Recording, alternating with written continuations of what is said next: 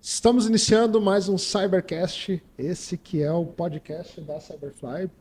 E hoje, novamente, aqui na nossa nova sede, recebendo os nossos grandes amigos que representam a empresa Sicredi.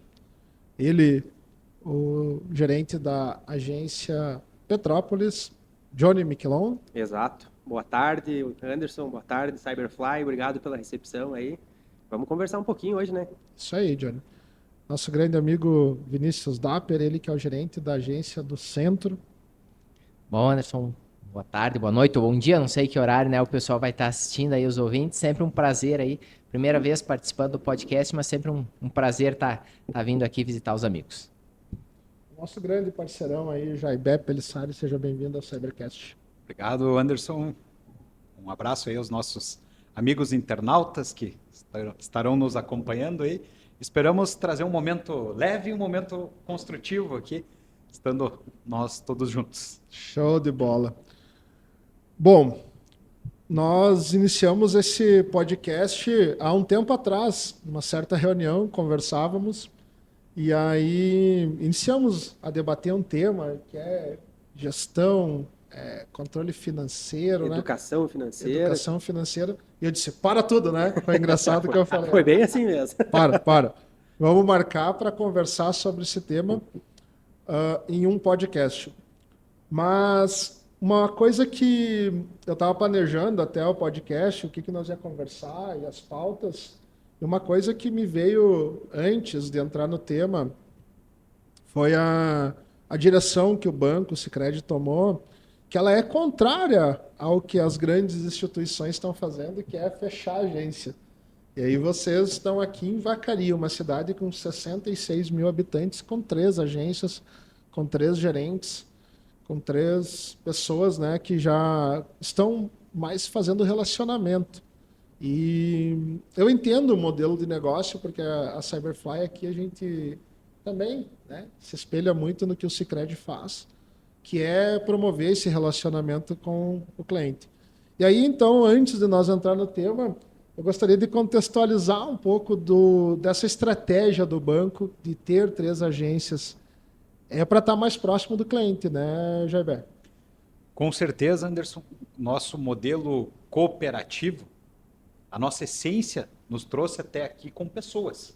A nossa essência nos trouxe até aqui com relacionamento, nos trouxe até aqui com essa interação humana, que a gente julga que, sim, estamos vivendo numa era altamente tecnológica, estamos vivendo numa era de evolução digital, de inteligência artificial, de uma série de coisas que tem trazido praticidade para nós no dia a dia.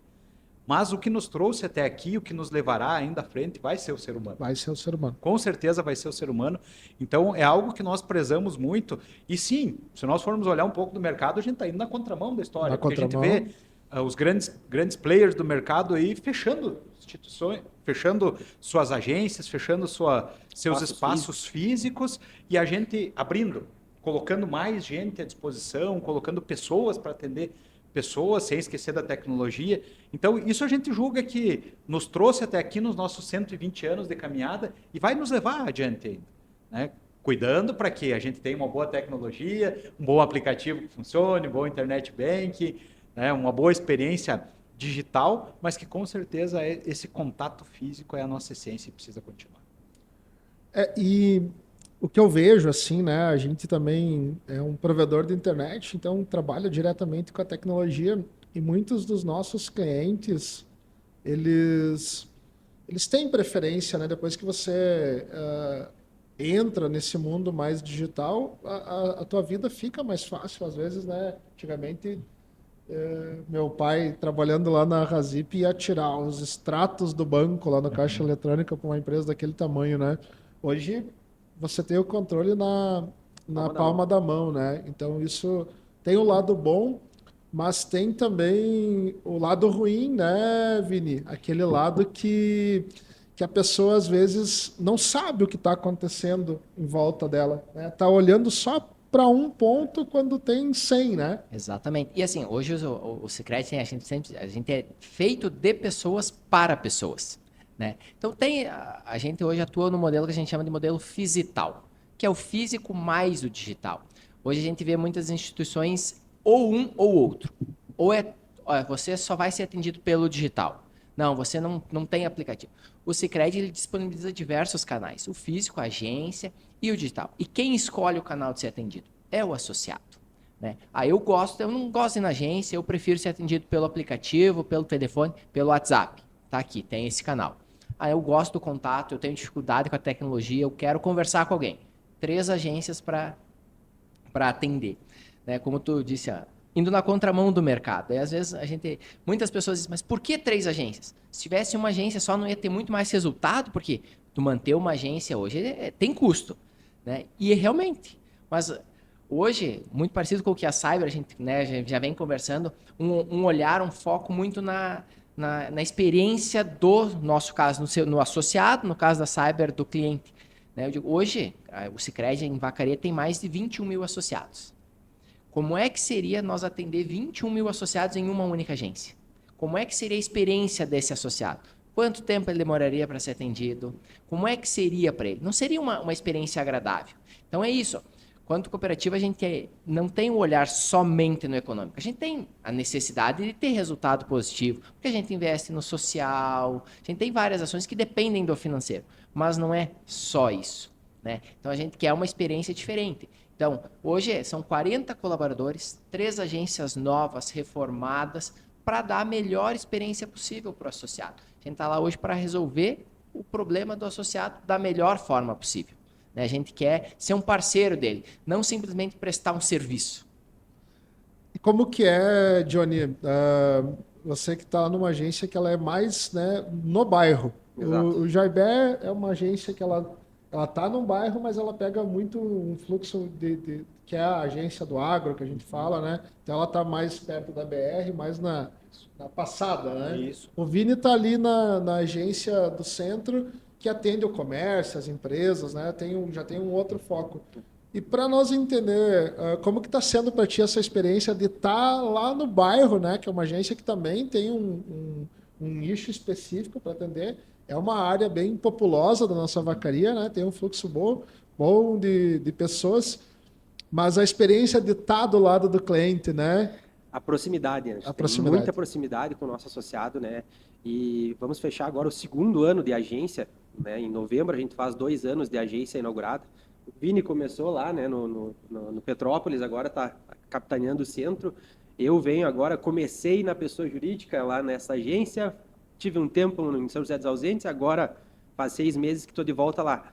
É uma receptividade muito grande de todos os bairros que a nossa área de atuação faz parte. Hoje, em 2 anos, a gente tem praticamente 2.600 associados já no Petrópolis. Então, é um número muito bom, muito expressivo e que cada vez vai aumentar mais, justamente pela nossa proximidade. E, Anderson, vou usar o logo de vocês, a conexão. Vocês tratam da conexão raiz, e a conexão raiz que vocês falam não é só a conexão na internet, é a conexão que tu tem com o teu cliente.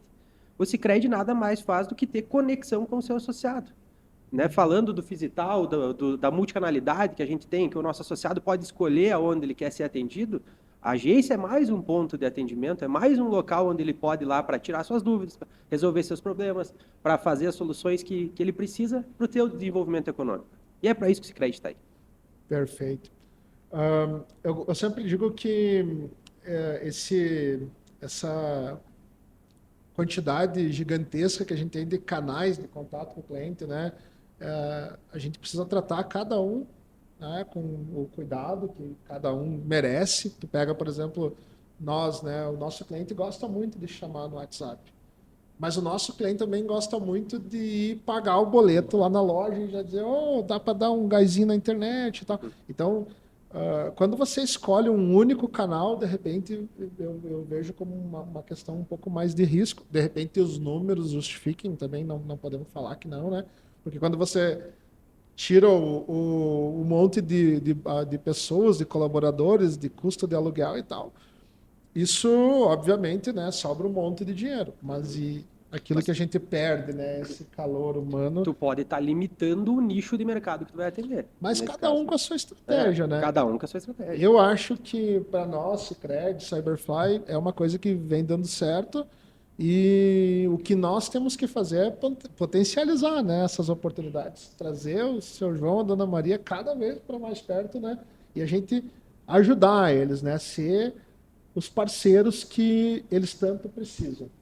Se tu me permite até trazer um dado assim, o nosso de dentro de casa aqui, mas como nós somos uma cooperativa de crédito, os nossos dados estão à disposição dos nossos associados a qualquer momento. A gente teve aumento de resultado financeiro, aumento de sobras, aumento daquilo que a gente entrega de volta para o nosso associado, depois que a gente aumentou nossas estruturas físicas. Ou seja, aquilo que você poderia julgar que ao invés de eu ter um aluguel, eu vou ter 3 aluguel, ao invés de eu ter uma equipe de 20 pessoas, eu vou ter uma equipe de 40, 45 pessoas atendendo. Tu vai dizer, bom, mas aí tu vai ter uma estrutura pesada demais, tu não vai conseguir sustentar essa estrutura. Nós tivemos exatamente ao contrário. Ou seja, quanto mais eu estou oferecendo, mais as pessoas vêm para perto, mais os negócios entram dentro e mais resultado a gente gera. Aí, como disse o Vini, em algum momento a gente gera o resultado financeiro, que é o que nos sustenta e que faz a gente entregar a parte social, que também é muito importante dentro de uma organização cooperativa. Então, essa história de, eu preciso enxugar gasto ao máximo, ela é uma meia-verdade. Ela pode fazer sentido em algum momento, mas tu tem que cuidar. Quando a gente coloca o foco somente no financeiro, parece que a gente se limita muito. Sim. A gente se limita muito. A gente não vê todas as possibilidades que tem, porque eu não vou gastar com isso. Eu preciso economizar nisso. Então, eu vejo que a gente vai se fechando cada vez mais, de forma geral, não só instituição financeira, de forma, tu se limita muito. E cada vez o mercado hoje não tem mais esse espaço. Tu vai ser engolido. Hoje, a concorrência em todos os ramos tem muita concorrência. Se tu não faz, teu vizinho do lado está fazendo. Então, assim, se foi a época que a pessoa vinha lá te comprar, hoje precisa se vender. É muita concorrência. Então, assim, tu tem que entregar hoje o que o teu associado, o que o teu cliente espera. Né? Porque se tu não fizer isso, não enxergar isso, o mercado vai enxergar. E aí sim, agora passando a fase, né, do contexto inicial, aí trazer o nosso tema, que era aquilo que nós estava discutindo aquele dia na nossa conversa. E eu vou colocar o seguinte título: Planejamento e Gestão. O alicerce da parceria. Porque isso funciona para nós, para Cyberfly, funciona para o Sicredi e funciona para quem vai nos ouvir hoje. Qual é o ponto dessa discussão? E pegando o gancho do que o Vini falou, nosso cliente hoje da Cyberfly, quando ele olha para o mercado e vê 19 players no mercado, vai ter aquele player que vai estar... Nós já aconteceu de ter operadora oferecendo 3 meses gratuito. Ou seja, a gente foi para um nível de para você ter meu produto por 3 meses, você não precisa pagar nada. É o ápice, eu acho, né, supra-sumo do que pode acontecer num negócio, né? Mas eu costumo dizer, e são palavras do Flávio Augusto, né? Nesse jogo, o maior risco que tu tem é ganhar. Né? Porque se tu ganhar esse jogo do zero, você é o perdedor, né? Então, é complicado. E aí, então... e claro, nós temos os nossos custos, a gente tem uma estrutura grande, assim como o Sicredi tem. Uma fala assim que eu gosto muito é o preço justo. Em qualquer coisa. Pode não ser o menor preço do mercado, mas porque eu entrego é justo. É um atendimento de mais qualidade, é um produto de mais qualidade. É o preço justo. Né? Então, essa denominação eu gosto muito, preço justo. É o menor preço do mercado. Não, a gente não trabalha com o menor preço. É o preço justo por aquilo que eu entrego. Que nos dê... além, é óbvio, uma empresa precisa ter lucratividade, né? Senão não faz sentido ela estar aí... Não é filantropia. E ela tem, né, a responsabilidade social, que é gerar os empregos e manter as pessoas empregadas para que cada uma, né, consiga chegar nos seus objetivos pessoais. Então, né? Mas o que eu vejo, Jaibé, e é um dado que me preocupa, porque a gente atende aí mais de 7 mil clientes e a gente conversa com as pessoas. E nós vivemos num momento, né, que para o empresário está ruim, porque é uma manobra que você tem que fazer ali para vencer cada mês. E aí a gente fala também muito de agro, né, que a gente tem aí nos últimos 10 anos, né, 5 anos bons e 5 anos ruins, mas a gente tem um aumento de inflação, custo Brasil e tudo mais. E para as pessoas, né, elas são afetadas porque, como o empresário não vai muito bem, o salário também não vai bem, né? Eu digo, as pessoas ganham um pouco. Quando a gente olha para um salário mínimo de R$ 1.300 e para você encher um tanque de um carro é 20% de um salário mínimo, é uma conta que está desequilibrada. E, infelizmente, essa culpa também tem um pouco do governo, né? Desse controle de inflação e tudo mais. Mas como que a gente vai, né, se organizar financeiramente, sendo que o dinheiro não é suficiente para custear a nossa vida pessoal? E aí que eu acho que entra o nosso tema, né? Dentro daquilo que a gente pode ajudar as pessoas e de repente que nos escutem e digam, olha, de repente essa seja a luz no fim do túnel. E aí eu gostaria de trazer para esse primeiro contexto a questão custeio, produtor rural, tudo aquilo que compreende lá e o que tu vê do mercado como um todo. Perfeito. Planejamento e gestão, eu diria que são palavras essenciais. E se eu pudesse colocar uma terceira palavra junto, eu diria que seria diálogo, junto com planejamento e gestão. E isso vai entender para o produtor rural, vai entender para o empresário, vai entender para nós, pessoas físicas, que temos as nossas estruturas particulares também para sustentar, mas mais do que nunca é isso. Ao longo do tempo a gente vive anos de bonança e a gente vive anos de dificuldade. E achar esse ponto de equilíbrio de que o ano da bonança, o ano que as coisas estão dando tudo certo, é o ano de a gente fazer poupança, da gente se precaver para um momento que não vai funcionar tão positivamente. Eu diria que esse é o caminho das pedras. Que muitas vezes a gente pensa em coisas fantásticas quando se fala em planejamento, quando se fala em gestão, se pensa em grandes pensadores, em um monte de teorias, mas na prática mesmo o que a gente precisa é ter o equilíbrio entre o gastar, investir, custear, o quanto eu preciso estar equilibrado para naquele mês, naquele ano. Se a gente for falar do agro, a gente tem que falar no ano. Resolve a vida dele de um mês para o outro. Faturamento mensal, né? Ele resolve no semestre, ele resolve no ano. Então, se preparar para aquele momento, eu diria que no momento de dificuldade, às vezes ele, até não estando preparado, alguém acaba ajudando ele, dando dicas e tal. Mas às vezes no momento da bonança, é um momento que se depara, às vezes, sem saber direito se é o momento de investir, de fazer troca, de fazer melhorias na propriedade, se é o momento de segurar um pouco e guardar uma poupança lá para o futuro que possa criar dificuldade. Eu diria assim que não tem uma resposta mágica para o negócio, mas eu diria que um diálogo forte entre todo mundo que está envolvido. E aí a gente fala muito que assim, a criança bem preparada vai ser o jovem preparado, vai ser o adulto preparado e vai ser o melhor idade preparado. Ou seja, aquela criança que aprendeu a falar em finanças desde quando era pequeno em casa, de que o pai dizia, né, a gente ganha tanto e a gente pode gastar tanto, né? Nosso limite é esse aqui. Ele vai ser um jovem equilibrado, ele vai ser um adulto equilibrado e provavelmente vai ser alguém que vai passar um pouco mais tranquilo nas dificuldades. E daí sim, a gente tem governo no meio dessa história, a gente tem intempéries, a gente tem evolução da população, né? Evolução das eras, tecnologia, uma série de coisas, mas que tudo isso passa por um planejamento, passa por um equilíbrio, passa por um diálogo, uma construção. E se me permite, Jaiber, também complementar, eu acho que um dos principais erros nossos de gestão, às vezes de planejamento, é que às vezes a gente pega um ano em que deu tudo certo. Então, esse ano, né, vamos citar o exemplo do agro. Fui muito bem, colhi acima da minha expectativa, tudo mais. Para o ano seguinte, eu vou me planejar para o ano seguinte, mas eu Claro, obviamente que a gente quer que dê tudo certo de novo no próximo ano, mas muitas vezes eu faço contas e faço programações já com a confirmação de que tem que dar tudo muito certo de novo para eu conseguir honrar aquilo. E não é por aí. A gente tem que ter mais cautela, tem que ser mais conservador um pouco nesse planejamento.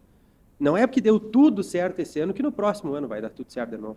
Que é o que nós vemos passando antes. Que você falou, de 10 anos, 5 anos bons, 5 anos ruins. A gente precisa ser consciente para esses anos ruins também. E opa, não é por aí. Quem sabe vamos esperar, vamos realizar essa safra para depois a gente fazer um investimento, para ter certeza de que eu vou conseguir fazer isso.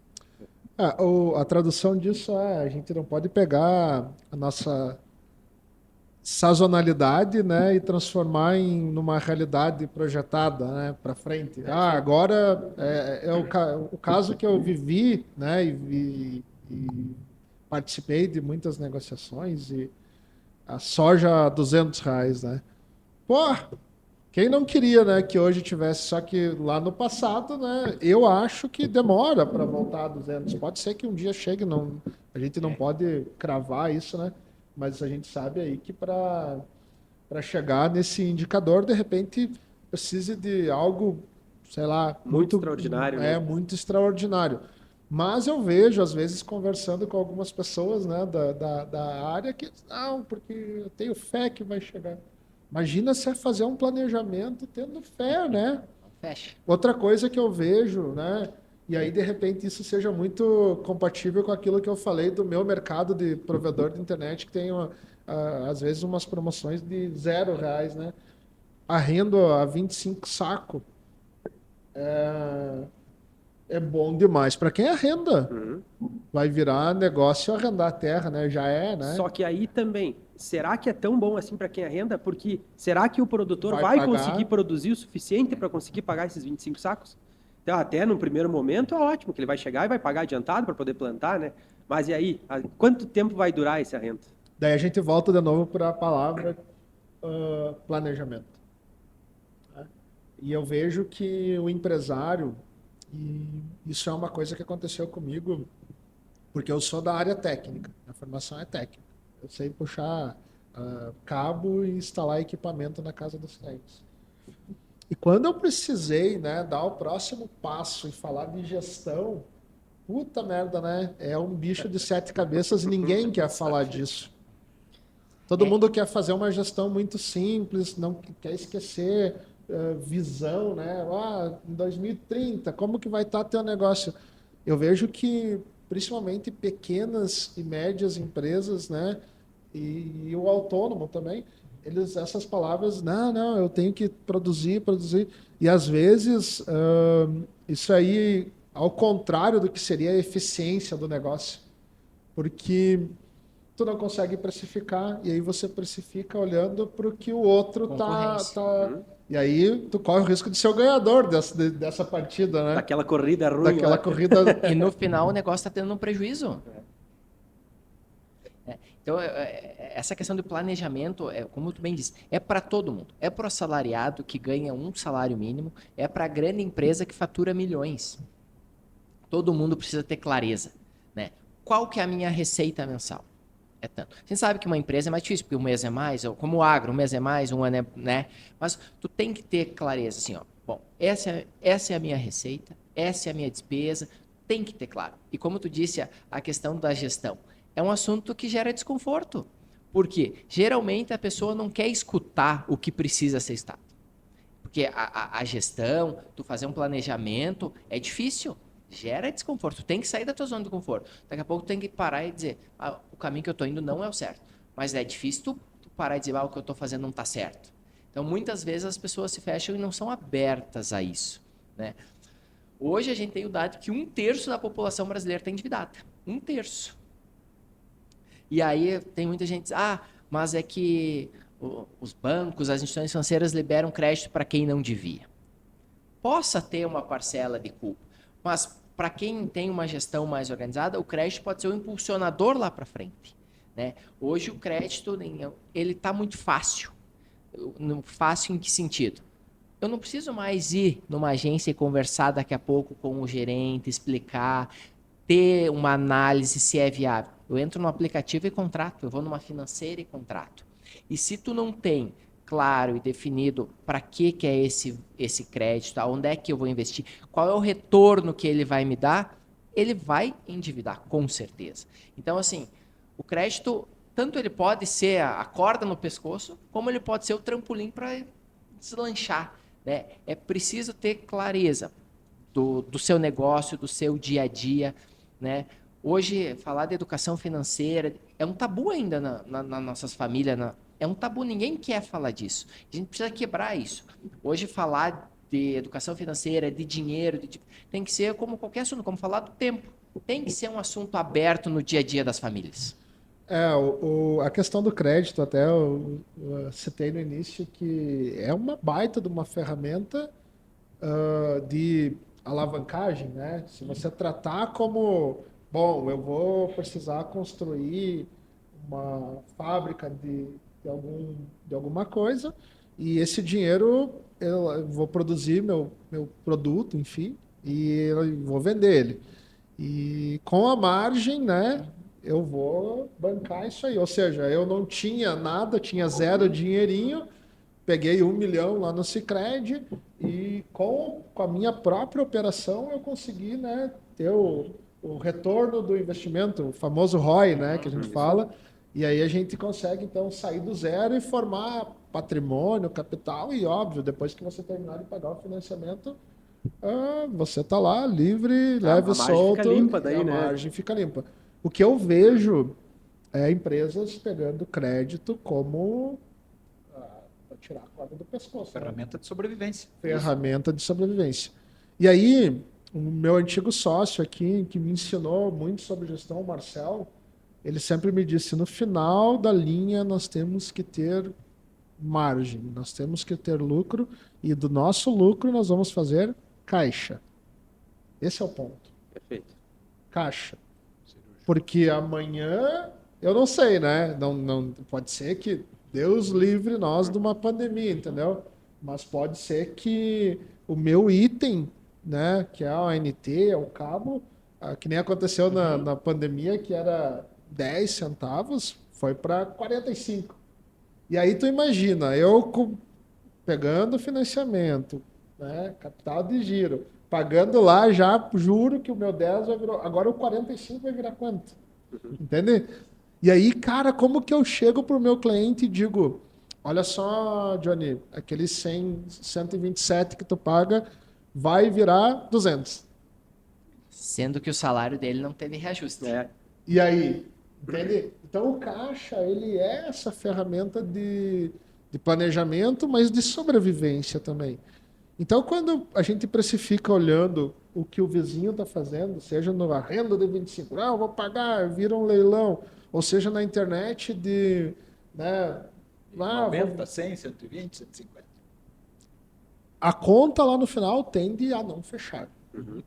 Agora, quando você precifica olhando... Por exemplo, eu tenho uma conta que eu gosto de ensinar, que eu digo que é a conta de padaria. A conta de padaria, eu tenho na minha memória um cara que era dono de uma padaria lá, que a gente chegava lá para comprar um negócio e dizia, posso anotar? Ele rasgava um pedaço de saco de pão, pegava uma caneta Bic, escrevia lá e enfiava na gaveta, né? E eu tenho essa imagem na minha cabeça. A conta de padaria é o seguinte, no nosso caso, que tem... Os clientes seriam as unidades, né? Eu vou pegar toda a minha despesa e vou dividir pelo número de cliente. Tudo que eu paguei de conta e dividir, eu vou ter o custo por cliente. Eu sei quanto custa cada cliente, baseado naquilo que eu realizei. E vou pegar as minhas mensalidades e fazer a mesma conta. E lá na última linha, né, eu vou saber quanto cada cliente me dá de retorno. E aí, no meu caso, hoje, o meu custo por cliente é R$ 117,43 no mês de setembro, que é o mês fechado. Então, quando eu olho para o mercado e o cliente mesmo chega e me diz assim, me dá um desconto. É um cliente estratégico, vai fechar vários pontos. Te pago 115. A resposta é não, né? Porque eu trabalho daí para ter 2 de prejuízo. Paga para trabalhar. Pago para trabalhar. Só que tu veja bem, o mercado do outro lado está fazendo 59, 49. Daí eu me pergunto, como que esse povo está precificando? e o que o cliente está recebendo lá na outra ponta. Então, assim, é uma passagem geral sobre o que é gestão, mas faz sentido, né? E nós nos deparamos com isso no nosso dia a dia também. Tem vários negócios que batem lá para nós, as pessoas dizem, nós temos, seja para captar dinheiro, seja para captar no sentido de nós emprestarmos, ou a pessoa está trazendo a sobra dele para negociar conosco, e tem simplesmente negociações que o nosso associado chega lá e diz para nós, olha, eu tenho tanto numa taxa de aplicação, eu tenho tanto, instituição A, B ou C me ofereceu tanto assim e tal, e a gente bota lá, olha isso que eu não posso pagar. Não existe. Se for desse jeito aqui, para nós não compensa fazer esse negócio. Mas daí vocês vão... Nesse momento, simplesmente a gente precisa ter responsabilidade e dizer que este negócio aqui não é viável para nós. É a história assim, se tu me perguntar, quanto que é uma taxa de juro barata? Eu vou te dizer que hoje existe no mercado uma taxa de 0,5% ao ano hoje, um produto chamado Pronaf Agroecologia. Então existe essa taxa de 0,5% ao ano, desde que tu se encaixe numa série de requisitos, e é um valor mínimo lá de R$20 mil que você pode captar por ano, até taxas de 7, 8, 10, 12% ao mês. Daí são taxas absurdas. Mas assim, o que é mais barato? É um crédito de 0,5% ao ano ou é um crédito de 2% ao mês? Não sei, vai depender do que você vai fazer com esse dinheiro. Se é um negócio que te dá 150% quanto tu vai rentabilizar margem, em cima disso? Para que você vai usar, o quanto ele vai render, o que você vai capitalizar, quanto você vai construir com ele. Aí pode ser que o 2% ao mês seja uma piada, né? Seja barato. Mas para nós dar um primeiro passo, falando da solução, porque o problema todo mundo já sabe, né? Já falamos, já contextualizamos. Educação financeira, Vini. E aí, assim, por que falar sobre educação financeira até, Jair, para as crianças, né? Porque um dia as crianças serão adultos. E quando eu comecei, então, lá a falar de gestão de empresa, que eu tive que fazer essa transição de técnico para gestor, eu me lembrei do meu pai, né? Eu pequeno, sei lá, acho que era uma vez por mês com um caderninho, era um gatinho andando de skate, nunca eu esqueço da café. Credeal daqueles antigos, né? Era um gatinho andando de skate, né? O pai abria aquele caderninho lá, chegava a estar com as folhas, né? Amarelo. E lá naquelas folhas tava, então, uma anotação, né? Do que nós tinha que pagar e não sei o quê, encoçava a cabeça, mandava para os lados e tal. Mas eu lembro desse episódio, né? E agora eu já estou aqui na frente da empresa e já passei por endividamento. E aí eu me lembro disso.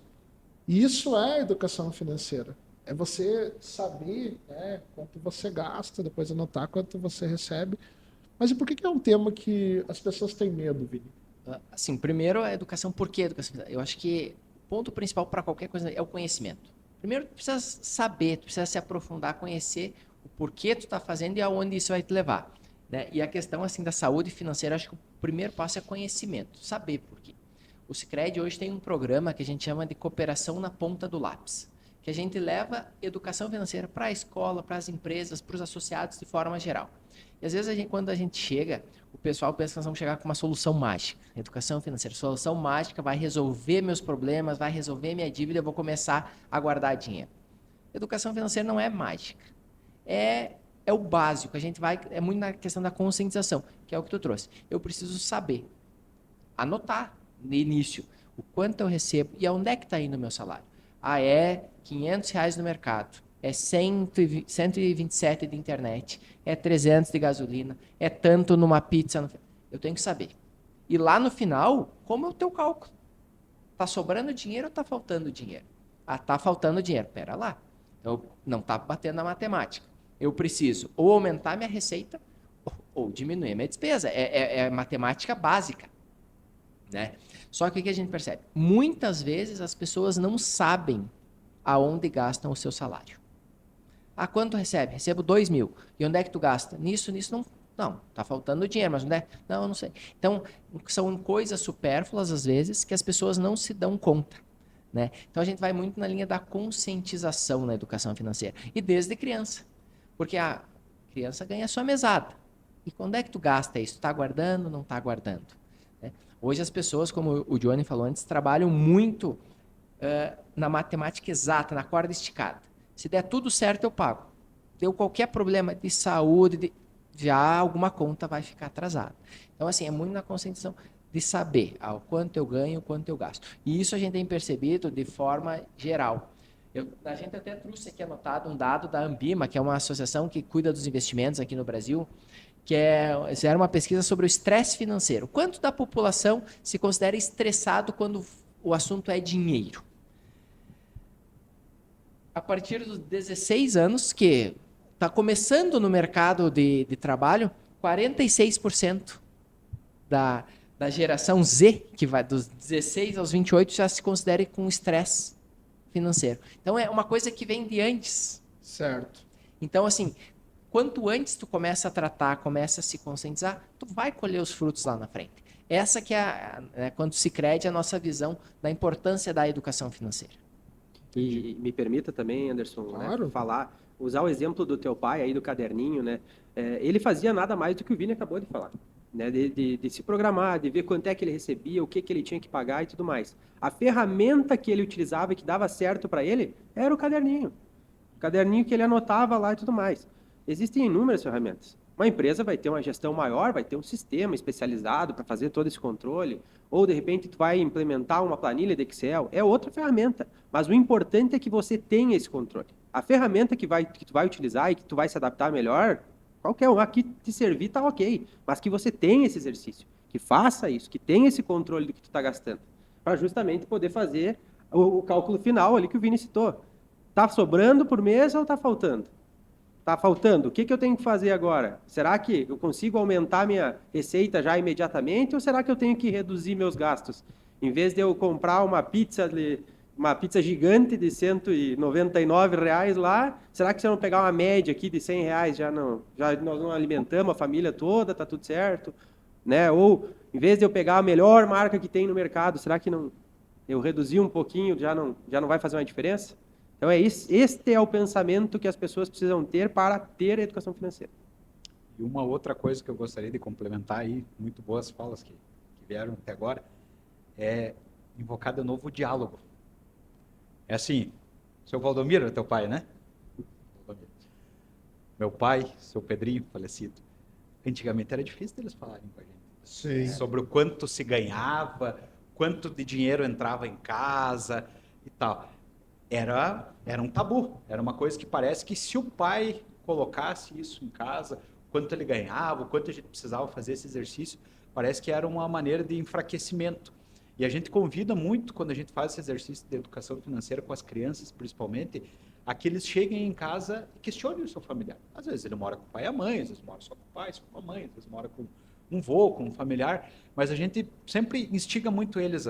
Hoje, vocês saem com o compromisso de chegar em casa e perguntar: quanto de dinheiro entra aqui em casa? Qual é a nossa renda? Quanto a gente tem gastado de luz? Quanto a gente tem gastado de água? Eu consigo conscientizar uma criança, um adolescente a apagar uma lâmpada se ele não tem consciência do que aquilo vai representar? É muito difícil. Nós vivemos hoje uma geração que não é mais a nossa geração dos 40 e 40 e poucos que estão aí, falo por mim, né? Não, fale por ti, né? Os 40 aí. Nós é muita gente, né? Não entramos no ENTA. Acho que estou só eu nessa batida, sozinho, né? Estou sozinho na sala. Mas enfim, né? Essa geração, a nossa geração era uma geração que obedecia um pouco mais. Né? Se o pai dizia, a mãe dizia que tinha que apagar a luz, a gente ia lá e apagava a luz. Hoje a gente precisa colocar propósito para as nossas crianças. Eu tenho uma adolescente de 19 anos e tenho uma mini adolescente de 9.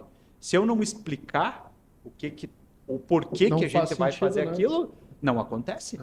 Não adianta você dizer, você tem que apagar a luz. Não, você tem que apagar a luz, porque senão a gente vai gastar mais e vai evitar que a gente tenha tal benefício aqui em casa. Né? E daí vou voltar lá, né, Johnny, na pizza. Uhum.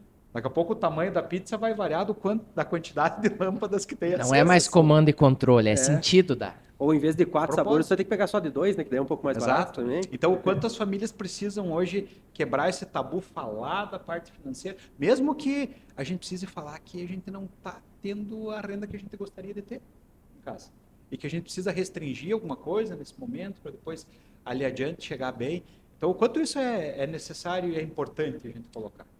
Eu fiz mentoria no Grupo Primo, que é lá do Thiago Negro. E aí, numa das mentorias, eu estava lá numa sala. E...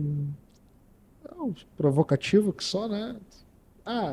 Falar que tem bastante grana e fazer para você que tem já é multimilionário é fácil, né? Desça lá para baixo e olhe a situação, né? A média da população. E aí ele, obviamente, né? Eu fiz no sentido de provocar, porque um cara desse, se tu não falar, isso aí você não incomoda ele, né? As pessoas tendem a concordar. Mas o que eu queria eu consegui, que era a explicação. Tem até o vídeo, gravei depois ele falando, pedi autorização e ele me disse, cara...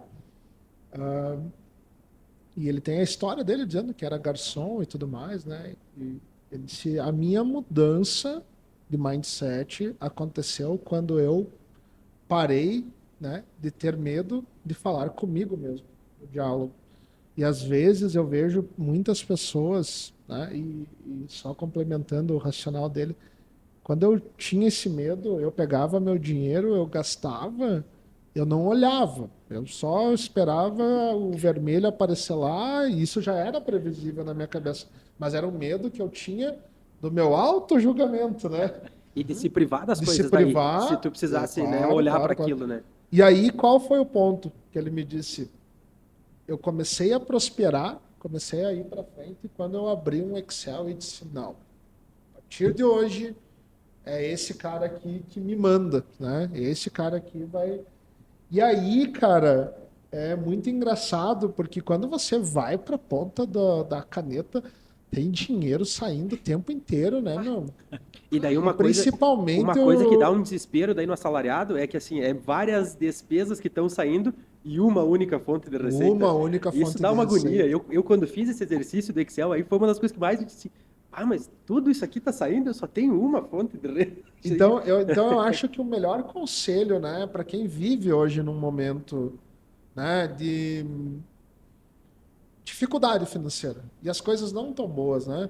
Mas assim, ó, eu gosto muito de praticar o exercício de olhar, fazer aquela minha continha de padaria e eu faço muito isso lá em casa, né? E digo eu tenho minha mulher, minhas crianças lá, digo, vamos enfiar o pé no freio esse mês. E aí o que a gente faz? Para principalmente a alimentação, né? Porque se a gente sai 6 horas da tarde do trabalho e vai para o mercado, 200 é uma passadinha. Não dá 2 sacolas, 200. Entende? E aí, eu sempre digo, né? Vamos tentar botar o pé no freio e principalmente alimentação, itens, né? Commodities, a gente consome todo dia. Né? E aí a gente acaba fazendo esse filtro e no final do mês a gente consegue ter uma margem de lucro residencial, digamos assim, né? Só pegando essa tua fala, assim, de todo mundo, assim, deu pra ver que não é fácil isso, né? Tem que parar e aceitar. E aí eu só vou trazer algo, assim, que muitas vezes na internet, hoje com a tecnologia, se vende soluções fáceis. E o que a gente tá vendo, que é justamente o que acontece no final, é o contrário. Eu vou trazer os exemplos das bets, das apostas. É legalizado no Brasil, né? Quanto a isso, a gente não questiona. Só que hoje, o pessoal não está usando as bets para brincar. Ele está usando como uma solução. Estou endividado, já estou devendo, vou pegar o que eu já não tenho e vou apostar para tentar ganhar um pouco. E aí, assim, ó, a bola de neve cada vez maior. É que nem ir tentar tirar o ursinho das maquininhas, né? Sobre esse dado das bets aí, Vini, eu até pesquisei também um pouco sobre isso. No ano de 2024, e também é desta pesquisa da Ambima que o Vini citou, que é um raio-x dos investidores do ano de 2024. A Ambima estima que 23 milhões de brasileiros fizeram apostas em bets no ano de 2024. Desses 23 milhões, 4 milhões consideraram apostas como um investimento. Metade desses 23 milhões que apostaram estão super endividados. Tá? E mais da metade das pessoas que apostaram, né, perderam e tentaram recuperar na própria casa de bet, na ilusão de que eu vou recuperar esse dinheiro de volta. E os maiores motivos que apontaram na pesquisa que foi feita foi a chance de ganhar um dinheiro rápido em momento de necessidade e a chance de ganhar uma grande quantia de dinheiro de momento inesperado. E aí, gente, não existe solução milagrosa, não existe almoço grátis, não é por aí que funciona a coisa. E esse é um problema que a gente vai enfrentar por muito tempo e também um número que preocupa que 4 milhões de pessoas são consideradas altamente propensas a se tornarem viciadas em apostas, que é o estudo que aponta também. Nossa, estamos falando de quase 10% da população brasileira, né? Não, mais de 10%. Mais de 10%. 23 milhões é 11% mais. É muito, muito o estudo, grande, esse né? estudo da Ambima foi feito com 190 milhões, não sei se que daí é a população economicamente ativa, né? Entendi. Então, se a gente olhar para isso, é muito mais do que isso, né? Então, é quase 20 e poucos por cento. Então, é um número que preocupa e é uma solução que as pessoas buscam que não é uma solução. Mas olha só, eu trago um outro ponto, que é uma coisa que internamente o meu pessoal aqui já me viu falando várias vezes, e eu gosto de até parece que vou contra a minha atividade, que é a tecnologia. Mas as redes sociais e principalmente rede social, né? Instagram, Facebook, os players aí, eles estão ganhando muita grana, né? Fazendo as pessoas, né, impulsionar, ficar. A estatística que eles controlam, né, é o tempo de tela, né? Quantas pessoas ficam na frente da tela. E por trás disso, né, existe uma ciência que ela é ativadora de sensações, de emoções e tal, e tudo isso leva a um único caminho, né, que é consumo.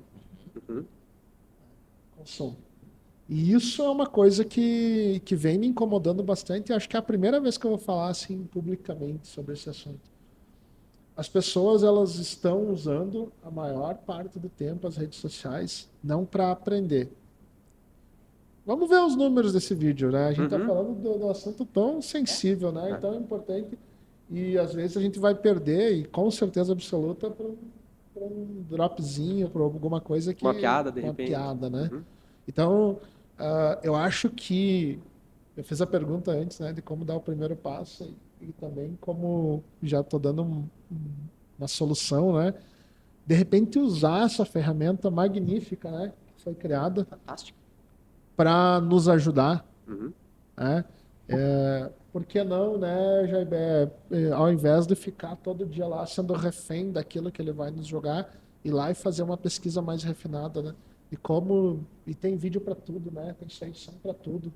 Tem gente, eu gosto de assistir os vídeos assim dos speakers que eles falam lá nos Estados Unidos, né? Pô, cara, os caras falam de cada assunto assim, de neurociência. Existe uma doença agora que eles estão estudando bastante, que é a noofobia, que é o medo de ficar desconectado, entende? E o quanto ela prejudica o cérebro humano. Então tem tanta coisa legal para a gente assistir. O próprio Thiago Nigro, que eu citei, né? Se eu pegar o canal dele lá, quantos vídeos de incentivo e orientação, né, para investimento. E aí tu olha lá, nada contra, né? Mas o MrBeast lá, que é o maior youtuber, eu acho, um dos maiores, né? Ele fala, até tem alguns conteúdos deles são legais, mas a grande maioria é mais para fazer você se distrair, né? Justo. 100 pessoas, o último que sair ganha não sei quanto, é basicamente isso os vídeos dele. Então eu me pergunto, por que as pessoas... nós temos o problema, mas nós também temos um caminho para a solução. Por que, na visão de vocês, daí acham que parece fácil, né? Mas e por que as pessoas não vão? É o conforto? É a preguiça? Qual seria o motivo, assim, que vem à cabeça?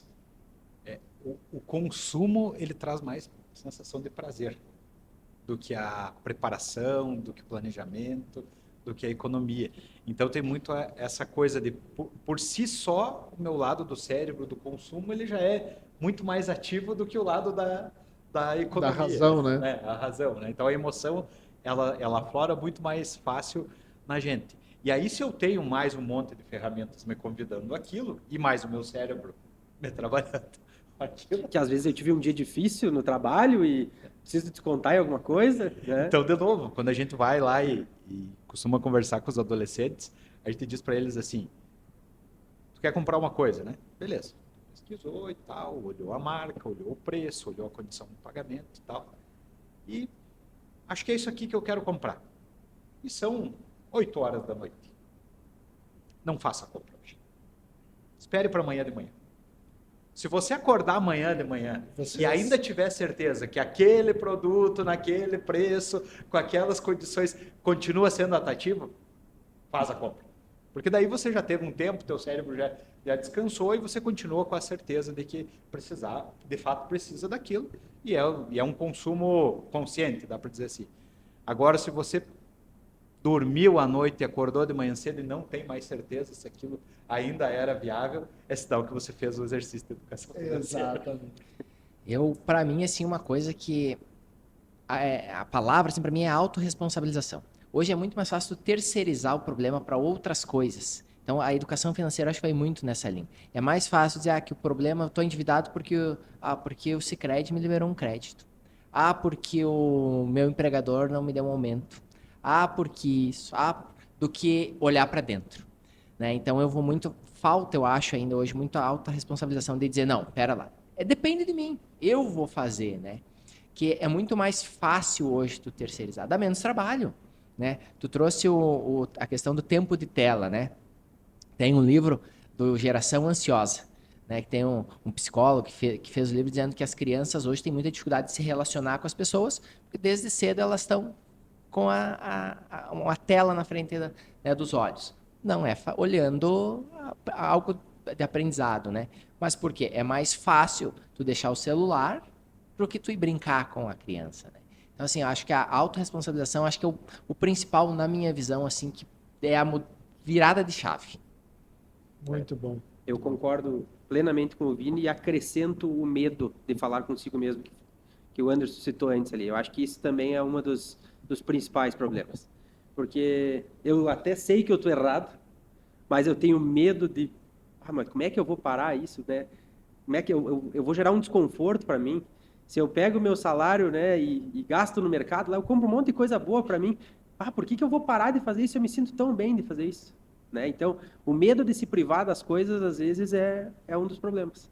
E aí, né, uma outra dica agora de educação financeira, nesse mesmo intuito que a gente estava ali, de anotar suas despesas e tudo mais, para essa pessoa que tem medo, é uma dica que eu vou dar, porque eu era uma dessas pessoas, antes de me educar financeiramente, eu colocar todas as minhas despesas, né, elencar elas, talvez não vai ser no primeiro mês que eu vou ter um valor que vai sobrar ali para mim, mas junto com essas despesas eu vou colocar lá R$200, R$300, que vai ser o valor que eu posso gastar com o que eu quiser. Esses R$300 aí tá livre para o Johnny fazer o que ele quiser com aquilo. É uma maneira de tu começar a combater esse medo de se privar tanto das coisas. Mas e deixar só naqueles 300, né, gente? Não vamos botar 300 e estourar, né? Eu tenho uma fórmula mágica que eu aprendi. Essa é bem legal. Nas mentorias eu aprendi que você precisa pagar o seu eu do futuro. E aí a gente vai falar de investimento. Qual é o melhor comportamento, né, para gente pagar o nosso eu do futuro? Então vamos supor que você recebe R$1.000 por mês. E aí eu sempre brinco, a minha filha, a Valentina, né, ela tem a mesada dela, né? E aí eu digo, desde nova, comece a pagar o seu eu do futuro. E como que é a fórmula mágica, Johnny? Você recebe R$1.000. E eu sei, para muitos vai parecer contraintuitivo. Quanto você quer investir, Jair? 10%. Quanto é? R$100. Então você chegou, recebeu teus 1.000, você vai pegar 100. Entendeu? E o que você vai fazer? Você vai botar lá na Sicredi Invest. Que seja na poupança. Que seja na poupança desde que você guarde. Desde que você guarde, mas vamos lá, né? Vamos bloquear mais esse dinheiro. Vamos bloquear um pouco mais esse dinheiro e vamos botar lá no fundo de investimento do Sicredi que tem uma rentabilidade razoável, né? Vai lá, bota no Sicredi Invest 100. Eu ando navegando lá, né, nos menus de investimento. Tá sabendo bem. Tá sabendo bem. Não sei, tem 1 milhão de possibilidades, mas você bota o 100 lá. E daí a Valentina me perguntou, e o que eu faço com os outros 900? Torra. Viva. Faça as tuas coisas. Porque o contrário, esperar sobrar para investir, eu vou passar na padaria, né? Eu vou lá no açaí, eu vou lá no não sei o quê, e aí o 100 sumiu da tua mão. Ao mesmo tempo, você não vai ter o 100 para investir. Justo. Entende? Então eu gosto muito desse exercício de pagar o eu do futuro. Agora, olha só a notícia boa. Eu acho que o Warren Buffett falou que em 8 anos dá para você se aposentar pagando você mesmo. Qual que é a lógica do investimento, né? Você pega aquele dinheiro que você produziu, então, ele já é lucratividade, você bota no banco, e aí o juro composto que nosso amigo Jair, Vini, vocês são os expertos falar, né? Quanto a gente pode acumular guardando só R$100? Já fez essa conta, Diego?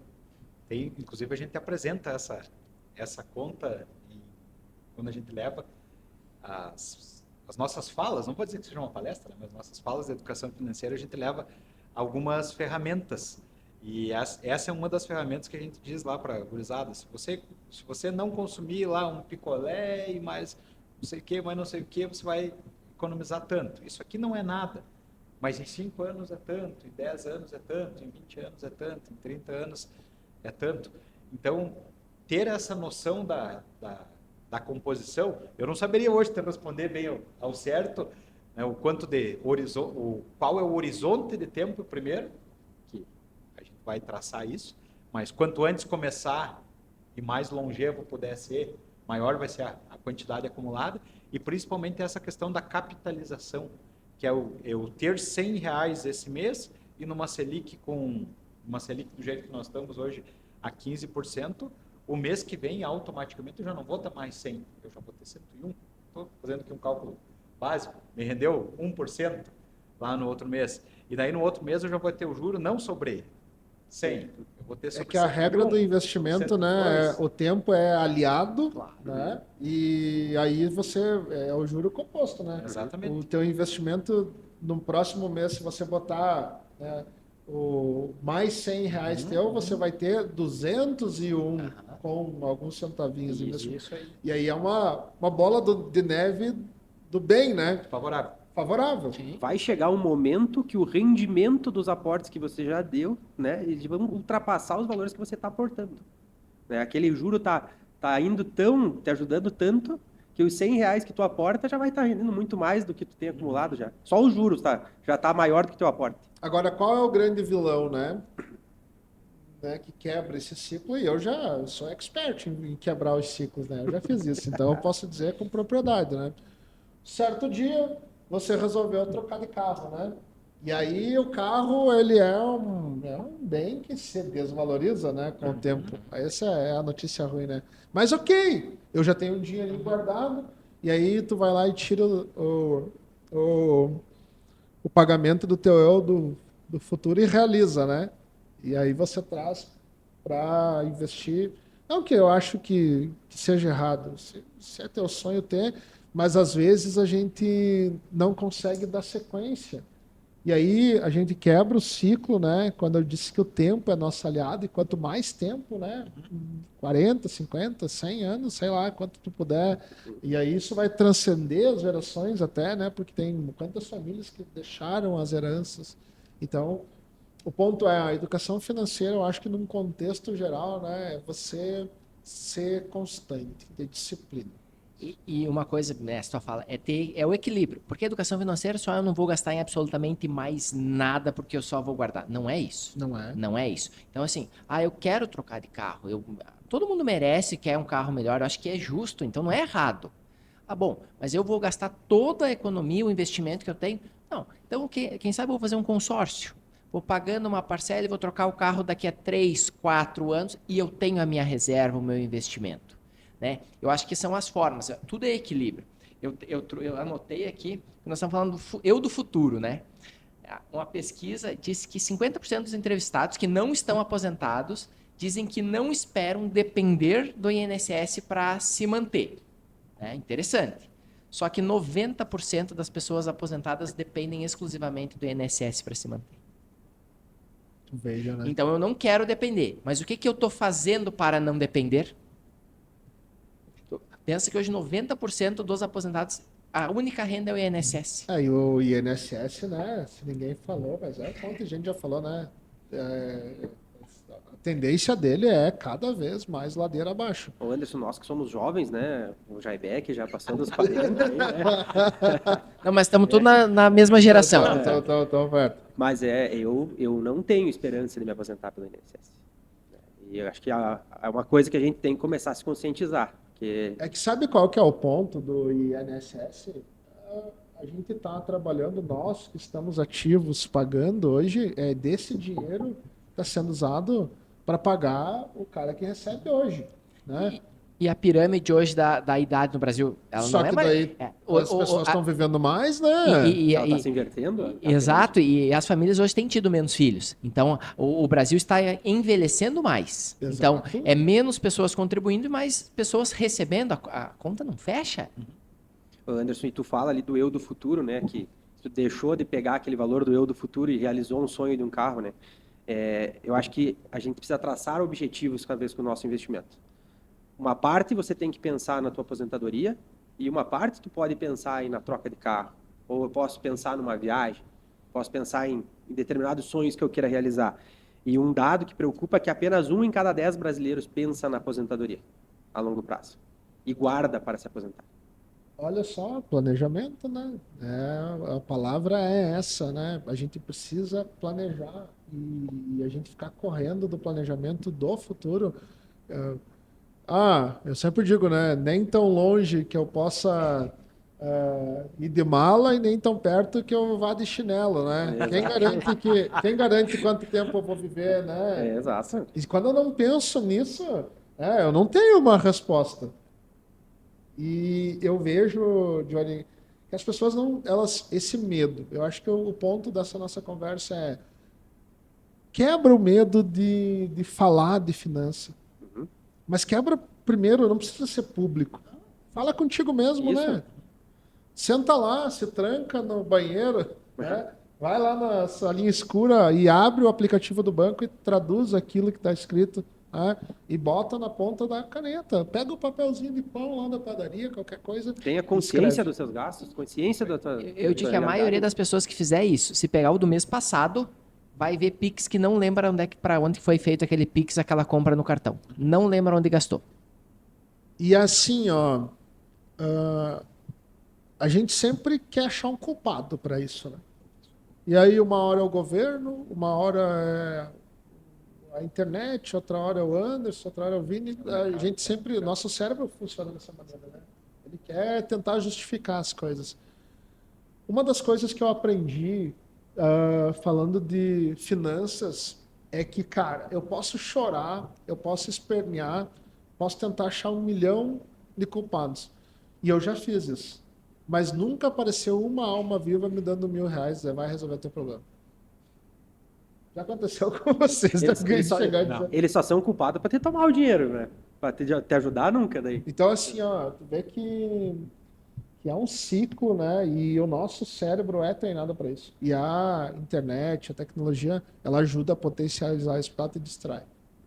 Então, eu vejo que esse ponto, assim, de autoconsciência é muito importante.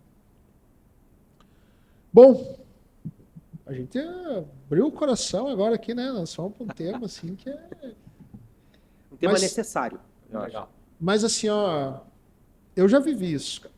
Então, eu tenho propriedade para falar. Eu acho que quem nunca, né? Quem nunca teve dificuldade financeira, hoje, graças a Deus, né? O tempo é um aliado nosso. Nós continuamos investindo em carreira. Eu, no meu caso, estudei, fiz mentoria. Eu sei o quanto vocês já estudaram, né? Já para chegar no nível que estão, né? Então, assim, isso também é investimento, né? Investir em você mesmo, para que daí, dentro daquilo que tu falou, né? Tenho 2 opções, diminuir meu custo ou aumentar minha receita. E aí eu inicio o ciclo do bem, né? ciclo do bom para mim, né? Eu me desenvolvo, olha só, eu ganho mais, eu vou ser gerente da agência do banco. E, obviamente, não é para ganhar menos que a gente vai lá, né? É para você aumentar a tua receita. E aí a gente starta esse ciclo do bem e, obviamente, vai ter mais dinheiro no caixa. Esse é o ponto. Então, eu acho que a gente flutuou, né? Sobre o que é gestão financeira, o que é planejamento. E foi para a vida pessoal, né? E eu acho que meu principal recado, assim, se você é um pai de família hoje e está em apuros, né? A questão financeira não está tão boa assim, converse. Diálogo, como disse o Jaibé. Jaibé, conversa, chama a esposa, porque às vezes as pessoas também, né, estão sabendo que a coisa está difícil, só está existindo mês após mês. E aí, pô, daqui a pouco a gente pode se ajudar mais, né? E às vezes tu não fala pra tua esposa, às vezes tu tá num momento difícil, sem dinheiro, e a tua esposa tá fazendo planos, porque acha que tá tudo bem, e tá comprando um sofá novo pra dentro de casa, e você já começa a coçar a cabeça, meu Deus do céu, como é que vamos pagar isso aí? Porque faltou diálogo, faltou conversa. Minha mensagem final só, e daí depois eu já encaminho para a tua fala aí, Jaibé. Eu acho que assim, ó, no final das contas, a tecnologia está aí para nos ajudar. A gente, é inegável que ela trouxe muita agilidade e tal, mas o relacionamento e o humano sempre vai estar prevalecendo. Tá contigo. Sem dúvida. Muito boa a tua fala final, também me irmão nela. A gente precisa estar mais próximos enquanto pessoas, enquanto seres humanos, a gente precisa estar mais aberto a conversar, a gente precisa colocar as coisas que nos deixam alegre, mas também as coisas que nos causam apreensão, as coisas que nos deixam triste. Aqui a gente fala de finanças, mas a gente tem outros tantos fatores que envolvem a nossa vida. Quanto é importante que as nossas famílias estejam por dentro do que a gente está sentindo. E não lá no momento crítico, que ela esteja dentro do processo. Enquanto estiver acontecendo, a gente esteja irmanado e conectado, né? Então, eu fico muito feliz de ter podido ocupar os microfones aqui da Cyber, né, para a gente gravar essa fala, e com certeza alguns segundos, alguns minutos, que as pessoas tenham nos ouvido, com certeza é uma contribuição que vai ficar, né? Essa contribuição do diálogo, da proximidade, da cooperação, tudo isso com certeza vai fazer uma grande diferença. Muito bom. Também na mesma linha, agradecer a oportunidade, espero que a gente possa ter contribuído minimamente, que seja, para quem vai assistir, né? O planejamento financeiro, ele não é uma corrida de curto, é uma jornada, é dia após dia, né? Hoje, a gente falou de medo e tal, às vezes as pessoas têm vergonha, porque estou devendo, estou endividado. Ninguém está livre de passar por uma dificuldade, por algum trabalho. Mas tem saída. Então, é conversar, é jogar aberto, colocar as cartas na mesa, né? E é fazer por si e pelos outros, né? A gente, porque isso aqui não é para mim. Como tu disse, o conhecimento se buscar. Quem nunca ouviu, o conhecimento é a única coisa que não vão tirar de ti. E é verdade. Então, assim, tenta, começa, isso vai fazer bem para a pessoa própria, para a família. É um ciclo virtuoso, né? Vai aumentando, né? E vai abrangendo. Então, assim, nós, quando Sicredi, também ficamos à disposição. Estou com dificuldade e preciso de ajuda para tentar entender. Nós, muitas vezes, prestamos esse serviço de consultoria informal para os nossos associados. Então, também dizer que a gente está aberto lá, de coração aberto, de portas abertas para receber o nosso associado, a comunidade, para conversar, tentar achar uma alternativa que fique bom para todo mundo e que todo mundo possa começar a ter sua reserva de emergência, investir, para ter uma vida financeira e, consequentemente, uma vida, no geral, mais cômoda. Certo. Johnny, tá contigo. Mais uma vez, agradecer o convite, Anderson, e a toda a Cyberfly para nos receber aí hoje. É um assunto delicado, é polêmico, as pessoas às vezes não gostam de falar, mas é necessário que cada vez mais a gente fale sobre isso. E a gente trouxe muito sobre o diálogo aqui dentro, nessa nossa conversa. E esse é o caminho, a gente conversar, a gente trocar experiências, a gente passar o nosso conhecimento de quem já conseguiu se organizar um pouco, ajudar essa pessoa que precisa se organizar.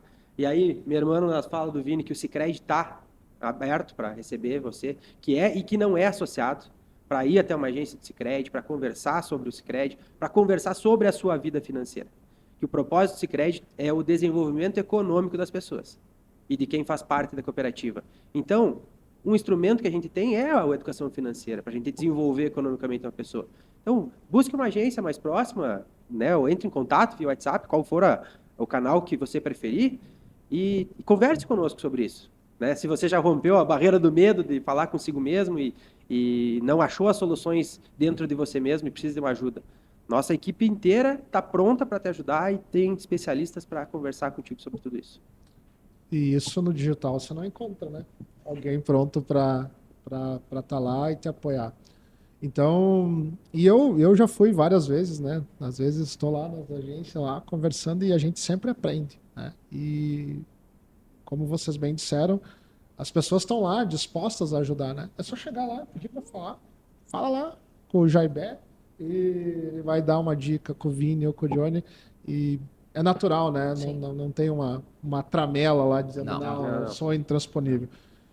Então, assim, é um tema que eu concordo contigo, Johnny, ele é sensível, mas, cara, nós nos colocamos nesse desafio de falar, né? E tá aí, conversamos, falamos, a gente espera que possa ter contribuído, né? De repente alguém está aí passando por dificuldades e vai encontrar naqueles 5 segundos de fala a solução do problema.